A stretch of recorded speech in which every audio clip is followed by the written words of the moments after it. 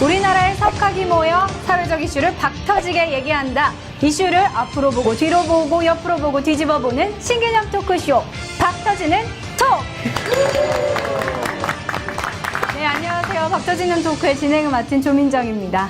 네, 지난번에 이어 새로운 얼굴이 등장했습니다. 조민식 박사님. 조민식 박사님은 제가 특별히 셀프로 자기소개 좀 부탁드리겠습니다. 네, 안녕하십니까. 사약 박사 조민식입니다. 이번 2회 때부터 참여를 하게 됐는데요. 여러 가지 그 토픽들에 대해서 여러분들에게 좀 알기 쉽게 설명을 드리도록 최대한 노력을 하도록 하겠습니다. 예, 반갑습니다.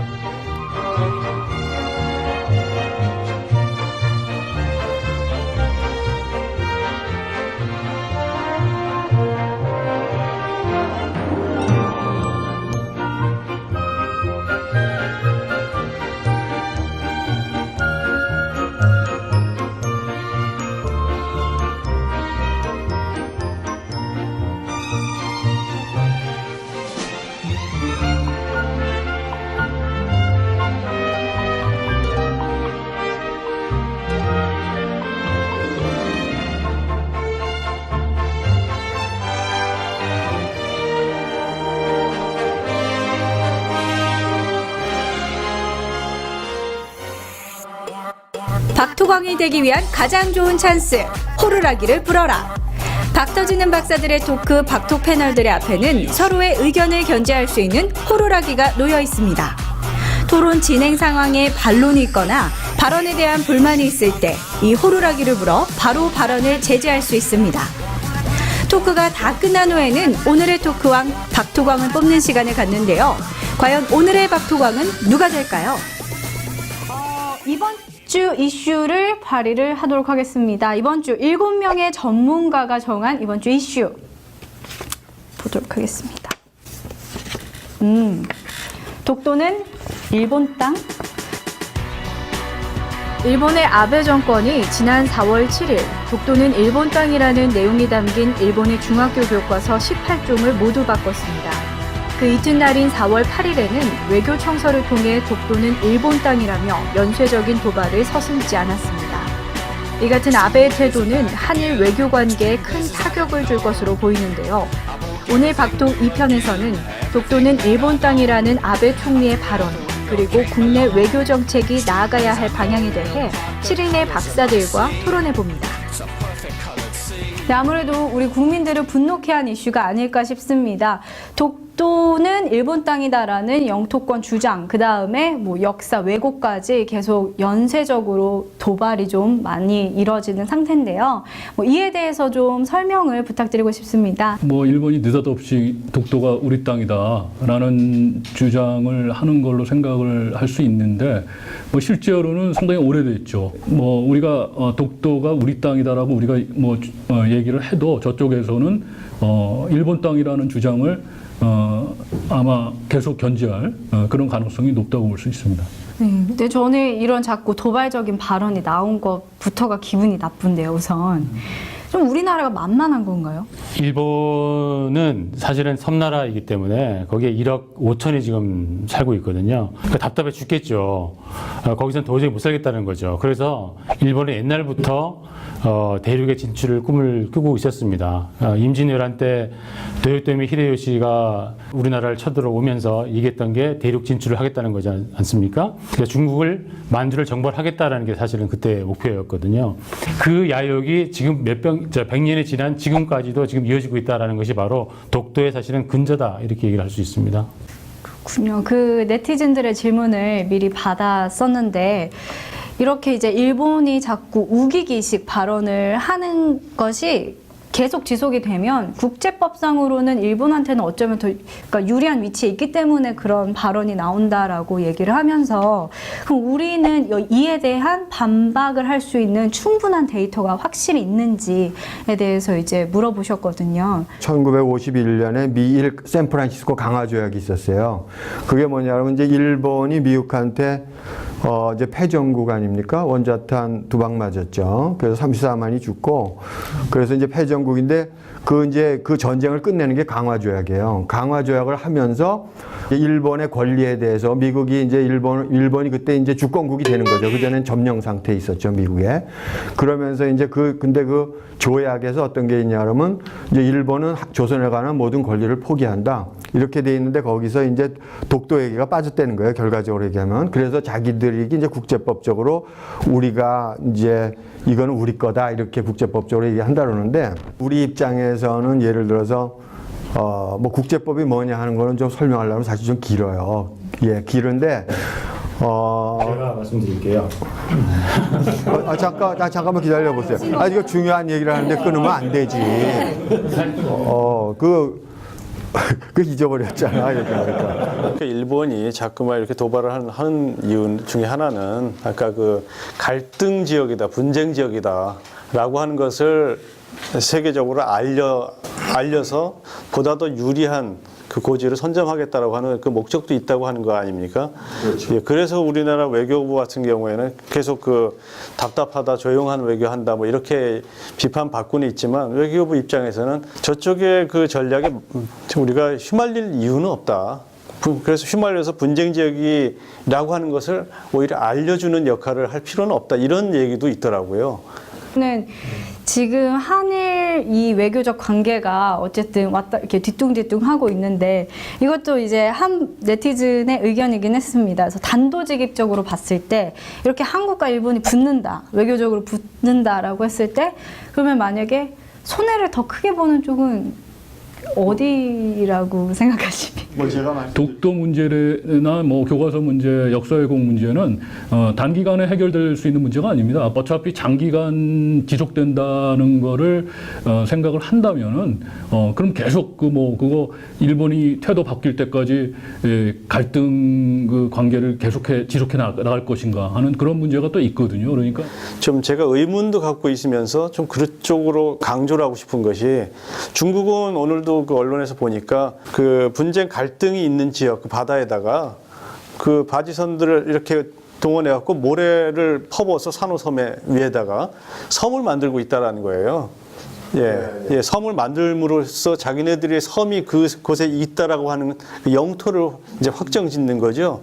자, 근데 우리는 독도를 실효적 지배한다고 하고 있지만 거기에 지금 주민으로 등록된 분이 2분인가 몇 분 있죠. 실질적으로 실효적 지배라고 하는데 지금 경찰만 가 있는데, 그러니까 독도 입안 시설도 만들고 우리 땅인데 왜 그걸 못 만듭니까? 실질적으로 사람 살고 있는 모습을 좀 이렇게 경찰만 있는 게 아니라 그런 걸 함으로 인해서 실효적 지배를 우리가 좀 더 강화시켜 나가는 것이 필요하지 않을까. 조용한 외교를 하는 걸 굉장히 오랫동안 견지해 왔는데 저 같은 젊은 사람들은 구체적인 게 알고 싶은 거예요. 조용한 외교도 소위 톤다운을 하면 우리가 뭐가 어떻게 유리하고 막상 톤업을 하면 마찰을 생기면 또 어떻게 불리한가. 이렇게 분쟁화되면은 한국이 손해예요. 어떤 손해? 손해가 되게 돼 있어요. 왜냐하면은 실효적 지배를 우리가 하고 있는데 예를 들어서 제주도가 우리나라 땅이란 말이에요. 근데 일본이 계속 자기네 땅이라고 우겨요. 그러면 우리나라 땅이 확실한데 이게 실효적 지배가 점점 약해지는 거죠. 분쟁화되는 거죠. 그러니까 이 문제가 나오면 나올수록 한국은 사실은 손해예요. 일본은 더 유리하게 되는 거고. 그런데 제 생각은 뭐냐면은 제가 이제 옛날에도 한번 독도 문제를 봤다가 이번에 다시 한번 보게 됐는데 국제사법재판소로 가더라도 마이니치의 그런 자료를 근거로 한다면은 사실은 역사적인 사실은 별 중요한 문제가 아니에요. 그러니까 법적으로 어떻게 양국 정부가 어떻게 대했는가가 사실은 굉장히 중요한 부분인데 1952년도 그때의 그 신문에 의한다면은 사실은 국제사법소 재판소에 가더라도 사실은 저희가 아마 충분히 이길 수 있지 않나 이렇게 생각을 합니다. 일선에서 또 다른 네티즌 의견이 이제 국사 교육에 관한 얘기가 나왔습니다. 그래서 일본은 어느 정도 데이터를 쌓아가면서 이제 어떻게든 아이들을 가르치는 데에서 이렇게 국사 교육을 이렇게 하고 있는데 우리나라는 지금 뭐 하고 있냐라는 그 비난. 아주 좋은 말씀인데요. 저도 이제 뭐 고등학교를 여기서 다니고 뭐 대학 다닐 때도 이렇게 뭐 역사도 듣고 뭐 이제 그랬지만 진짜 말씀하신 대로 체계적으로 이제 인터넷에 나와 있는 것만큼도 안 나와. 저는 그렇게 배웠죠. 이제 국제 정치의 그 원래 기본 패턴이라든지 원칙 이런 것도 거기서 얘기를 해줘야지. 우리 국사책은 보면은 우리가 그냥 굉장히 피해 입고 힘센 나라가 나쁜 놈이다 이런 식으로 되어 있는데 원래 국제 정치의 원리는 그런 게 아니고 피해를 입은 쪽에서는 당연히 항의하고 그러지만 거기는 국제법이라는 게 국내법과 다르기 때문에 원래 아까도 얘기가 나왔죠. 저희는 일반 저희 국민들도 조금 이분법적으로 생각했으면 좋겠어요. 그러니까 이분법이라는 게 뭐 선악 이 구분이 아니라 외교 문제, 그 다음에 민간의 어떤 교류 문제, 문화 교류 문제, 뭐 이런 것들을 같이 갖고 가야지. 이 독도의 아베 정권이 저렇게 주장하는 거거든요. 근데 아베 정권이 일본 모든 사람을 다 대변한다고 저는 생각하지 않습니다. 실제로 일본 내에서도 아베가 저렇게 역사를 왜곡하는 문제에 대해서 비판하는 사람들도 많잖아요. 그러니까 우리를 그걸 다 나쁜 놈들이라고 하기보다는 외교는 외교 문제로, 그리고 문화라든가 다른 교류는 민간 교류를 확장하는 방안으로 우리 국민들부터 좀 이렇게 유연하게 해야지 저는 이길 것 같고요. 저는 이제 독도 문제 관련해서 중요한 문제 중에 하나가 그 동해 문제, 동해 표기 문제죠. 많이 논의가 됐습니다만 여기서 뭐 Sea of Japan 그래서 이제 약칭 보통 SOJ라고 많이 하죠. 근데 이제 이거는 굉장히 그 중요한 문제입니다. 그래서 우리가 이거를 어떤 식으로든지 이제 외교적으로도 좀 막고 뭐 또 세계 국제 여론도 좀 환기시키고 이럴 필요가 있는데 이게 이제 지금 SOJ가 너무 오래 굳어졌어요, 사실. 그래서 지금 미국 정부, 국방부, 뭐 공식 문서 이런 데 다 지금 SOJ로 돼 있고. 예. 그래서 그러다 보니까 이제 그거는 일본한테는 굉장히 좀 유리한 조건이 되는 거예요. 최근에 보도된 거에서도 뭐 요미우리 신문에서 애슈턴 카터 미 국방장관의 발언이 한미일의 미래 이익이 과거의 긴장과 현재의 정치보다 중요하다. 뭐 이런 식으로도 말을 했고, 그다음에 웬디 셔먼 미 국무부 정무차관은 역사 갈등 자체에 한국과 뭐 중국에도 책임이 있다. 라는 발언도 했었고, 뭐 그다음에 국무부 차관보인 데니얼 러셀은 위안부가 인신매매 피해자라는 아베 총리의 발언에 지지 의사까지 밝혔습니다. 그래서 이런 것 때문에 이렇게 젊은 또 층에서는 아니 왜 미국이 이렇게 편을 드는가라고 감정적으로 나오는데 조용한 외교 실패. 그렇죠. 그래서 저희가 궁금한 것은 이것이 정말로 우리가 감정적으로 지금 판단을 하는 것인지 아니면 실질적으로 미국이 어느 정도 일본의 편을 들어주고 있는 것인지 여기에서도 한번 조금 더 짚고 넘어가고 싶고요. 유럽 같은 경우는 되게 사실은 좀 입장이 다르긴 합니다만 하다못해 하켄크로이치를 축구장에서 꺼내는 자체로도 범죄가 되더라고요. 근데 우리나 이런 같은 경우는 우길승천기를 그냥 마음대로 사용하고 혹은 심지어 미국의 방송에서도 사용하고 있거든요. 이런 거에 대한 항의를 우리가 대응이 아니라 어떤 좀 요목조목한 부분들을 우리도 일본에 대해서는 뭐 굉장히 여러 가지로 노골적으로 많이 하죠, 실제로는. 아니 이제 예를 들자면 극단적으로 들자면 독일의 총리가 유태인이나 폴란드에 사과를 안 한 상태로 히물러의 묘소를 참배하면서 하켄크로이치를 달고 갑니다. 그러면 여기에 위반되는 법 위반이 한 대여섯 개는 될 거예요. 그들은 독일에서 유학하신 분 혹시 거기는 애국가도 1절은 못 부르는 걸로 알고 있습니다, 제가. 그 정도의 가치가 외교적인 말씀하신 힘의 논리로 쌓여 오시면서 켜켜이 쌓이다 보니까 조금 더 유리해지는 건데 우리는 독도 문제는 다른 외교랑은 상관없다라고 내버려 두기에는 너무 조용한 외교 방식으로 오랫동안 사실은 손해를 보고 있는 게 아닌가. 일반 국민들 입장에서 봤을 때는 김장훈 씨라든가 그 또 서경덕 교수 같은 경우 민간인이잖아요. 관료가 아닌 민간인이 직접 동해를 갔다가 가서 홍보를 하고 뛰어든다는 겁니다. 자기네 돈을 투입해서. 그런데 이 독도 문제 같은 경우도 아까 자료가 많다고 했는데 그렇다면 그걸 가지고 정부가 조금 더 적극적으로 할 수 있는 것들이 있을 거라고 저도 생각합니다. 그러니까 뭐 저도 그렇게 생각해요. 그래서 걔네들이 그렇게 하면은 맞불로 해갖고 하는 건데 이제 물어보신 게 왜 리액션만 하느냐 그러는데 그게 왜 그러냐 그러면 아주 핵심적인 게 그거예요. 평화는 가진 자의 이데올로기란 말이지. 한스모 개수가 한 말이죠. 사실 그렇잖아요. 미국이라든지 우리는 평화 원하지. 남북한 관계에서 우리는 평화를 원한다. 왜냐하면 우리가 유리하기 때문에 그래요. 그러니까 독도에서는 우리가 시료 지배를 하기 때문에 유리한 거고 일본은 자꾸 문제를 만들지. 또 말씀드리는 게 아까 말씀드린 어업협정이나 항공식별구역하고 해군 해경 작전구역이 서로 다 다르다고 합니다.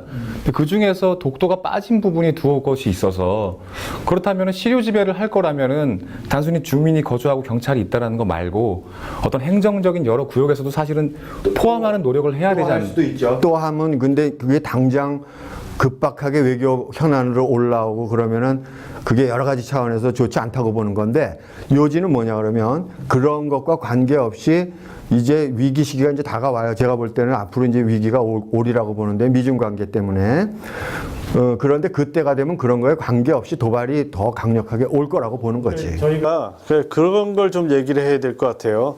너무 그 공무원 편을 들어서도 안 되고, 그 다음에 너무 그 외교적인 그 이제 학자이시니까 학자의 입장에서 보시는 그것도 그렇고, 일반 국민들의 정서는 분명히 이렇게 있다라는 거죠. 그러니까 실효적 지배를 하고 있다면은 정말 실효적 지배를 하고 있는 모습을 보여달라.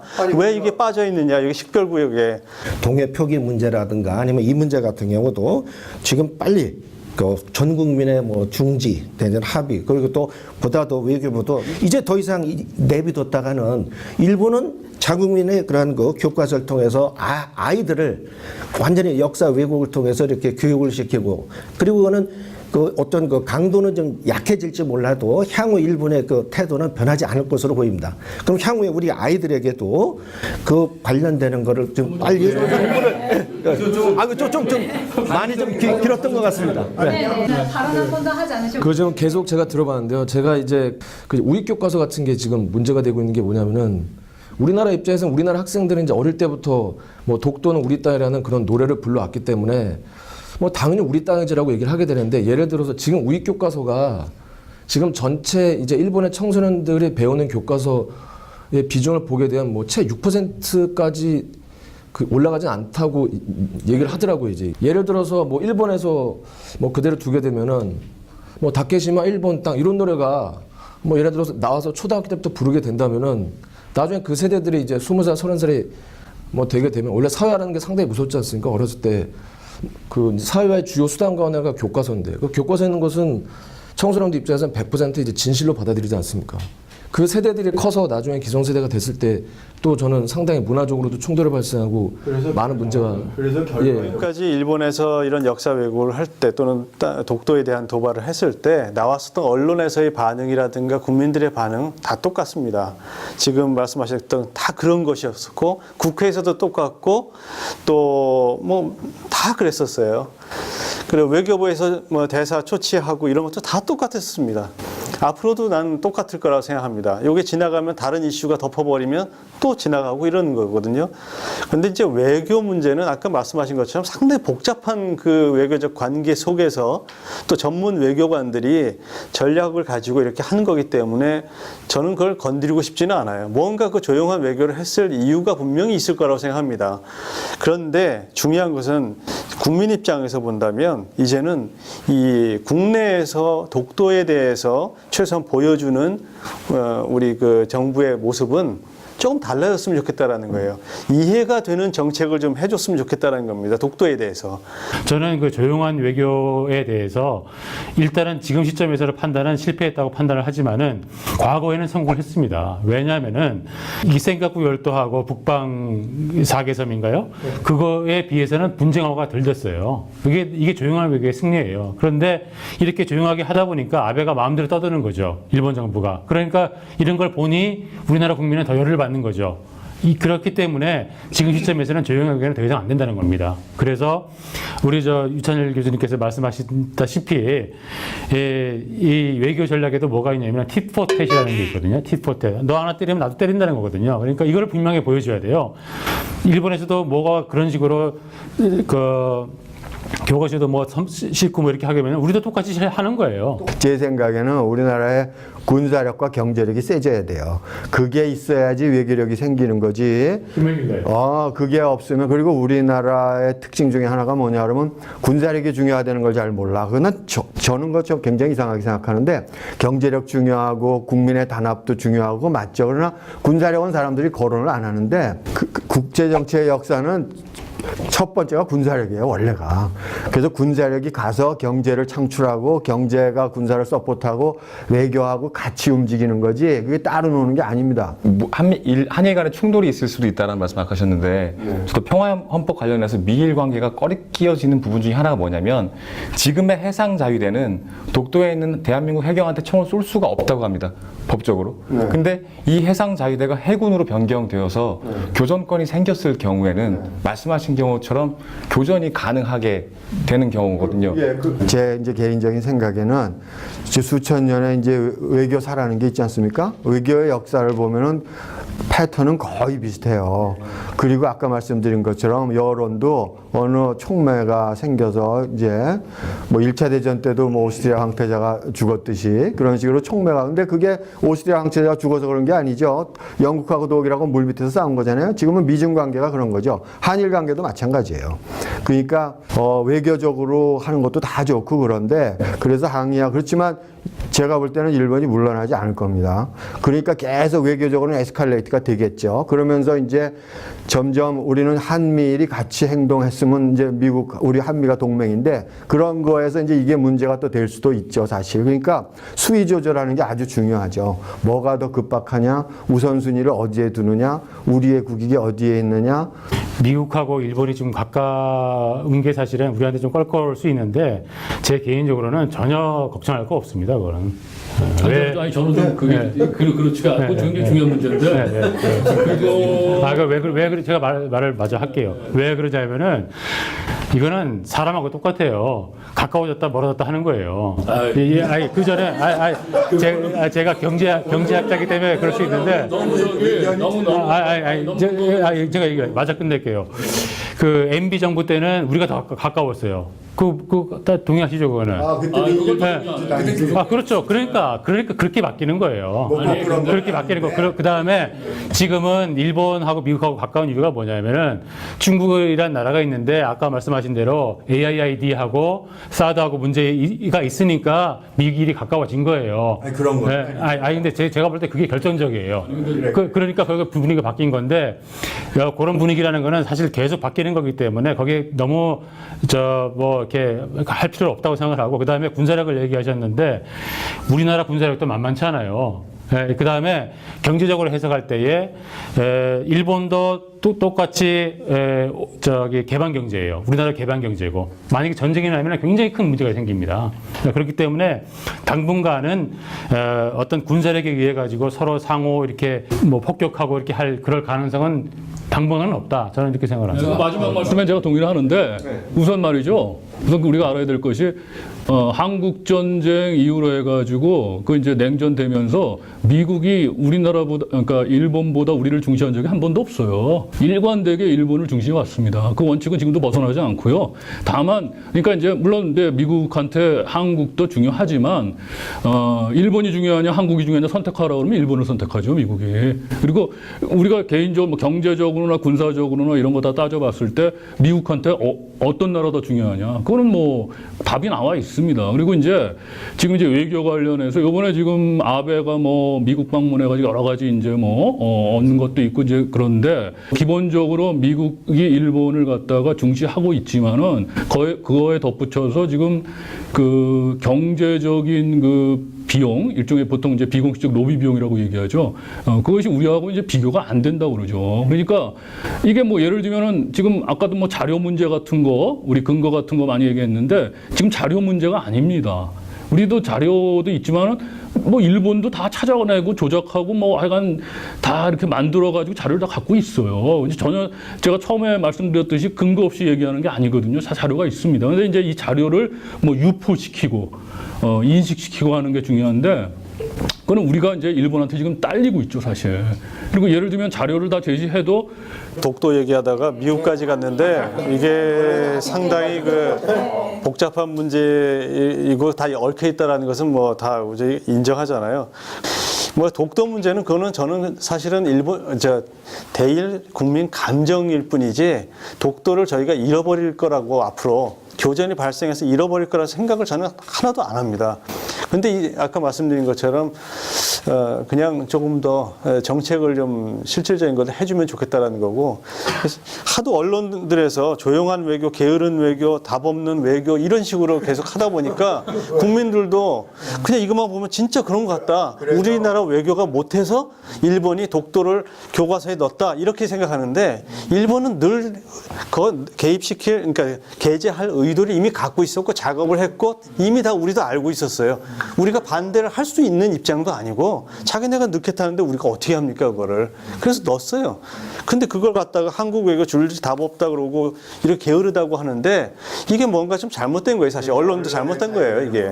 예. 거의 뭐 정부의 외교가 잘하고 있느냐 없느냐 약간 그런 식으로도 조금 흘러가는 것 같은데요. 이제 개인의 좀 의견을 마지막으로 좀 들어볼까 합니다. 그래서 어쨌든 저희가 일본과 한국의 이 관계에서 좀 화해를 해서 우호적으로 갈 것이냐, 그리고 어느 정도는 뭐 이제 좀 어떻게 해야 될 것이냐, 뭐 이런 얘기로 이제 계속 가고 있는 것 같은데요.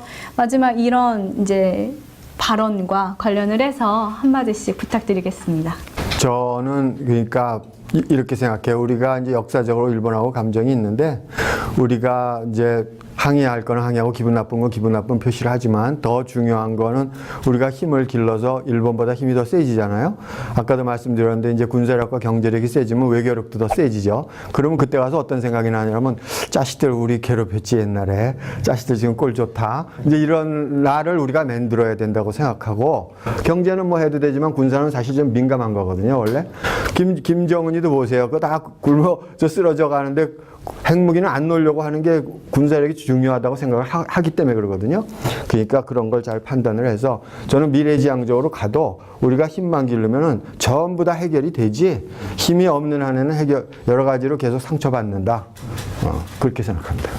이제 일본과의 감정은 정말 역사적으로도 상당히 오랫동안 뭐 분쟁도 지속되고 했었는데, 그러니까 이제는 제가 가장 생각하는 거는 이제 명확한 어떤 해법에 대해서 제가 얘기를 해주진 못하지만, 정권이 바뀔 때마다 대일 외교 좀 방향이 바뀌는 것보다는 좀 장기적으로 봤을 때 좀 현명하게 한쪽 방향을 잡고 그냥 그대로 이제 나아가는 여러 가지 좀 부가적인 정책들도 나왔으면 좋겠고요. 저도 장기적으로는 좀 자주국방 그리고 좀 군사력 강화가 좀 이루어졌으면 싶다는 말씀을 좀 드리고 싶습니다.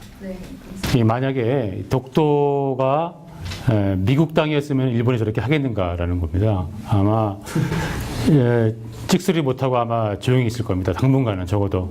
그거는 뭘 뜻하냐면은 우리 여러 박사님께서 말씀하셨다시피 실질적인 힘이 없으면은 절대로 이런 이 독도 전쟁에서는 이길 수가 없다라는 겁니다. 그러니까 현대 사회에서는 실질적인 전쟁에서 이기기 위해서는 군사력도 굉장히 중요하지만은 군사력이라는 거는 장기적으로는 경제력에서 나오는 거거든요. 그러니까 경제력을 키워야지만 우리 이 한일 간의 이런 보이지 않는 전쟁에서 이길 수가 있다 이렇게 생각을 하고, 당분간은 뭐 정치는 정치, 그다음에 문화는 문화, 외교는 외교, 경제는 경제 이렇게 따라가야 된다고 생각을 합니다. 그러니까 2분법, 3분법, 정치는 정치적으로 이렇게 서로 뭐 싸우고 뭐 이렇게 피를 흘리더라도 나머지 부분은 정상적으로 다 교류를 하는 것이 양국 간에 바람직하다 이렇게 생각합니다. 저는 대통령님께서 하는 그 외교가 마음에 들었습니다. 예, 마음에 들었는데 문제는 그 밑에 있는 분들이 외교 관료분들이라든가 등등이 형식적으로 그걸 따라하지 말고 실질적으로 좀 대통령의 그 의지를 좀 제대로 뒷받침해 줬으면 좋겠다는 거예요. 뭐 어떻게 돌아가고 있는지 제가 잘은 모릅니다만 대사관이라든지 또는 다른 측면에서의 그 관료분들이 국가적 실리를 좀 얻을 수 있는 아이디어를 짜내고 노력을 해주고 한다면 대통령의 그 의지와 관료들의 노력이 합쳐지면 조금이라도 낫지 않을까 이런 생각도 하고 독도 문제도 저는 마찬가지라고 생각합니다. 그래서 조용히 그렇지만 실질적으로 얻어낼 수 있는 것은 우리가 확실하게 외교가에서 얻어낼 수 있도록 좀 하는 게 필요하지 않을까 그런 생각합니다. 저도 최 박사님하고 좀 비슷한 생각인데 돈은 없어서 걱정입니다. 힘이 없는 사람이 힘 걱정을 하고 저희가 이제 세계적인 기준으로 봤을 때 경제적으로 군사적으로 만만치 않은 건 알고 있습니다만 딱 특정해서 일본과 비교했을 때 경제적으로 군사적으로 외교적으로 걱정이 되는 겁니다. 저희가 돈이 완전히 없어서가 아니라 비교적 적어서 군사적으로도 비교적 부족하니까 걱정이 되는 부분이고 이제 그런 와중에 이제 조용한 외교든 아니든 간에 여러 가지 부분이 있겠지만 최 박사님 말대로 그렇다면 우리가 가진 게 유일한 장점이 시료 지배라면 그 가정하에서 시료 지배에 대한 디테일한 노력이나 어떤 여러 가지 행정적인 부분, 자잘한 것에 대한 실리적인 노력은 좀 더 지금 현재 부족하다는 걸 좀 인정하는 게 창피한 건 아니니까는 그쪽으로 가진 게 장점이라면 글로 좀 더 여력을 쏟는 게 사실은 중요하지 않을까 생각합니다.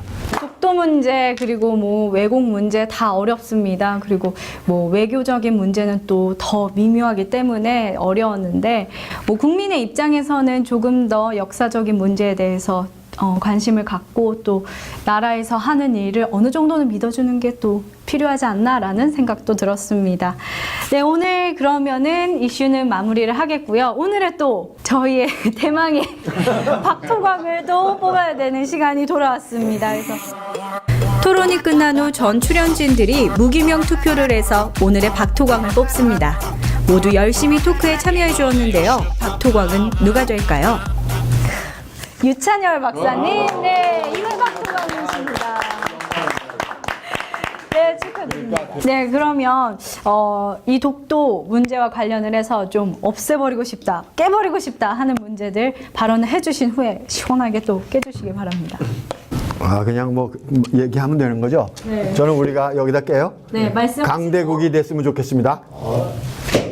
안 깨지는데 이거. 다시 한번 말씀.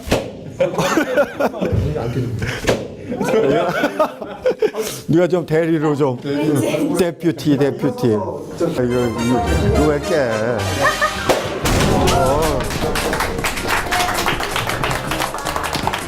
글쎄요 뭐 저렇게 뽑아주셔서 아주 감사할 따름입니다. 감사합니다. 네, 뭐 다양한 전공을 가진 이제 여러 박사님들의 의견을 들으니까 뭐 저도 좀 새롭게 많이 배우는 게 있습니다. 네, 덕분에 아주 제 분야보다도 훨씬 더 많은 분야에서 다양한 또 우리 박사님들하고 그다음에 아주 좋은 토론을 나눌 수 있어야 돼서 좀 아주 좋은 시간이었습니다.